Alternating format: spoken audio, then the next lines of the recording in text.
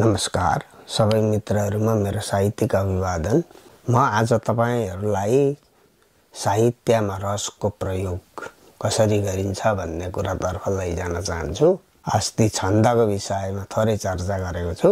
साहित्यमा रसको कति महत्व हुन्छ र कसरी प्रयोग हुन्छ र त्यसलाई हामीहरूले कसरी छुट्याउन सकिन्छ भन्ने विषय आजको विषय रहन्छ।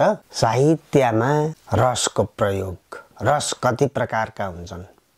रस भन्ने बित्तिकै रसिला कुराहरू अर्थात् मिठा मिठा कुराहरू भन्ने एउटा हुन्छ। अर्को पिउने रसहरू हुन्छन्। यी सबै रस हुन्। साहित्यको रस त्यो पनि पिएर आनन्द लिने रस हो। अर्को रस पनि पिएर आनन्द लिने, दुईटै रस चाहिँ पिएर आनन्द लिने रसहरूका बारेमा पूर्वीय संस्कृत वाङ्मयमा रसको व्याख्या भरत मुनिले गरेको पाइन्छ। भरत मुनिले यसको व्याख्या गरेका छन्। रस जम्मा 4 किसिमबाट प्रकट हुने विद्वानहरूले उल्लेख गरेका छन्।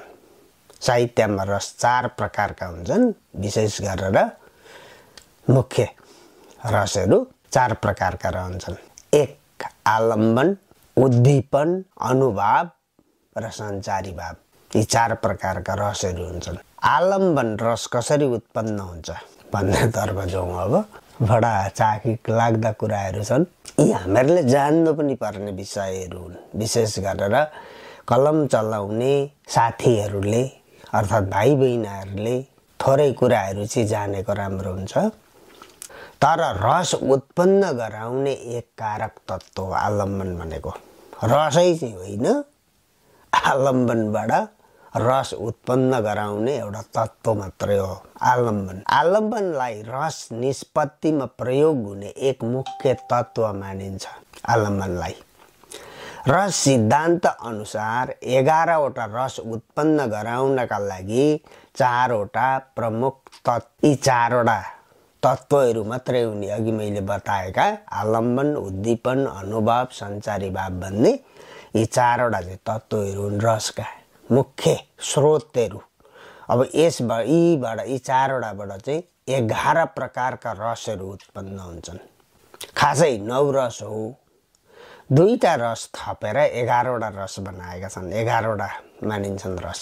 स्थायी भाव, विभाव, अनुभाव र सञ्चारी भावबाट 11 प्रकारका रसहरू उत्पन्न हुन्छन्।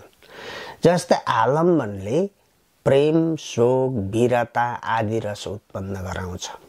आलम्बनबाट विभाव 2 प्रकार, आलम्बन विभाव र उद्दीपन विभाव भनेर 2 प्रकारका छुट्याइएका छन्। आलम्बन विभाव भन्नाले रस उत्पन्न गराउने मुख्य पात्र वा वस्तु जसद्वारा भाव जागृत हुन पुग्दछ। जस्तै जब कुनै नायकले नायिकालाई प्रेम गर्छ, हामी फिल्महरू त हेर्छौँ नि, नायकले नायिकालाई प्रेम गर्छ, अगालो मार्छ, चुम्बन गर्छ। नायकको लागि नायिका आलम्बन बन्न पुग्छ। त्यति बेला नायिकाको लागि नायक आलम्बन बन्न पुग्छ। आलम्बन भाव जागृत गराउने पात्र भनेको प्रिय व्यक्ति। प्रिय व्यक्तिबाट आलम्बन भाव जागृत हुन्छ। अब उद्दीपन भाव, त्यसका 2 आँखा छन् भनेको छ अघि। वातावरणीय कारक जस्तै चन्द्रमा, फूल, वसन्त ऋतु जस्ता विभावहरूको प्रभावमा मानिसको मनमा स्थायी भाव जाग्न पुग्दछ। जस्तै प्रेम, शोक, उत्साह आदि सक्रिय हुन पुग्दछ, जसलाई अनुभव, व्यभिचारी भावले व्यक्त गर्दा रस उत्पन्न हुने गर्दछ। त्यहाँबाट रस उत्पन्न हुन्छ। प्रियतमको मुख चन्द्रमा जस्तो देखिन्छ, उसको स्मरणले मन व्याकुल हुन्छ। एउटा रस उत्पन्न भयो त्यहाँबाट। प्रियतम आलम्बन विभाव, चन्द्रमा उद्दीपन विभाव भयो। व्याकुलता, अनुभव, व्यभिचारी भाव उत्पन्न हुँदै गएपछि स्थायी भाव जन्मिन पुग्छ अनि त्यसबाट रति, प्रेम उत्पन्न हुँदै त्यसको परिणाम श्रृङ्गार रसमा परिणत हुन्छ। रस यसरी उत्पन्न हुन्छन्। श्रृङ्गार रस यहाँबाट उत्पन्न भयो। हामीले बोल्ने शब्ददेखि लिएर हाम्रा हाउभाउ, सङ्केत, शारीरिक अङ्ग प्रदर्शन आदिबाट रस प्रकट हुने गर्दछ। रस खोज्न टाढा टाढा रुख कुदो कता कता जाइरहनु पर्दैन। आफैबाट आफ्नो बोली वचन स्वभाव हाउभाउ आदिद्वारा रसहरू उत्पन्न हुन्छन्। आफसे आफ उत्पन्न गराउँछ रस। सङ्गीतको क्षेत्रमा पनि यही किसिमले लागु हुन्छ। सङ्गीतमा पनि त्यही हो, साहित्यमा पनि त्यही हो, सङ्गीत कला आदि इत्यादि जुनसुकै क्षेत्रमा पनि रस यसरी उत्पन्न हुन्छ। मुख्यतः साहित्यमा रस 9 प्रकारका मानिए पनि भक्ति रस र विप्रलम्ब श्रृङ्गार रस थपेर 11वटालाई मानिएको छ।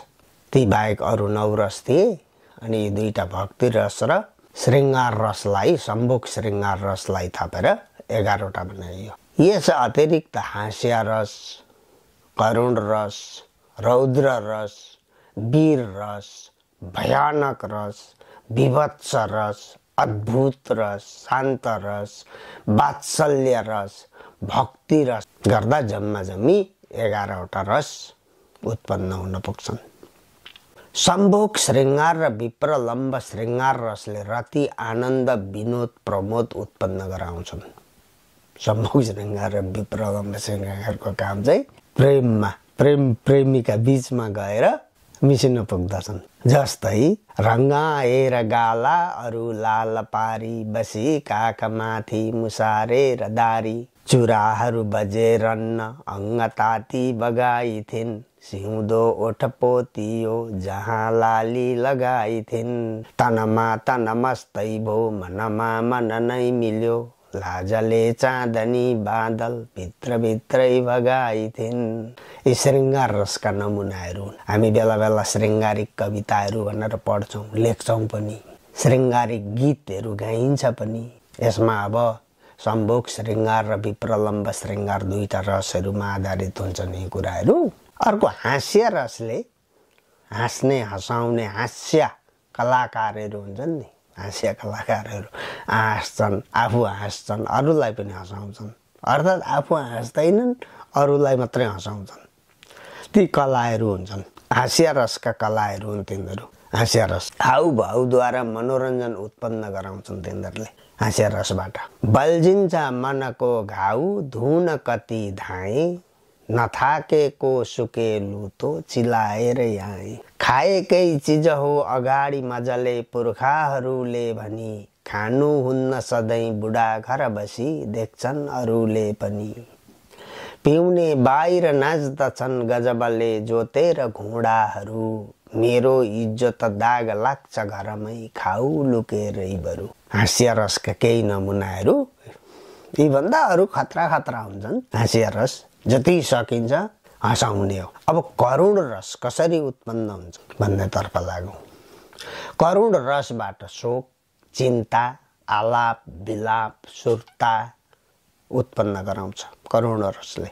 वीरे स्वर्ग गयो सुने खबर यो ग्लानी भयो देहमा फर्के झट्ट बुढा पथै नबचुनी जाउँमा जै कहाँ धारा खुन शरीरबाट तपतप देखि बगेको अनि बाबाको अपराधीले हजुरमा यो घात पार्यो खुनी घन्टीको भरमा छ जीवन यहाँ रातै हराए पनि कुद्नै पर्छ हतार सारहरूमा बागै कराए पनि। अब रौद्र रस, रौद्र भन्ने बित्तिकै अलिकति हामी झस्किन्छौँ।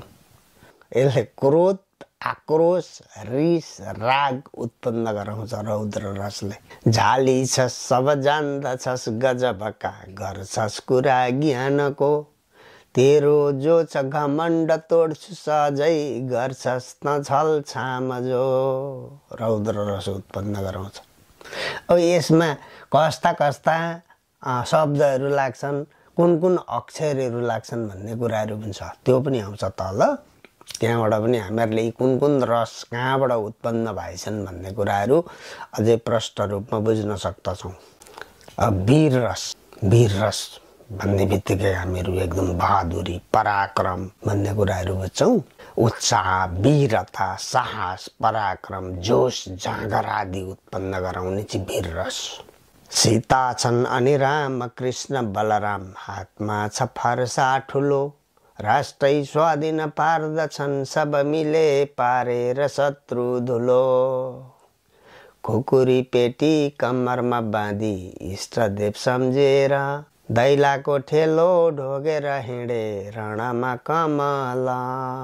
यी वीररसहरू यी गीती काव्यहरूमा पनि लाग्छन्, गीतमा पनि हुन्छ, साहित्यमा पनि हुन्छ।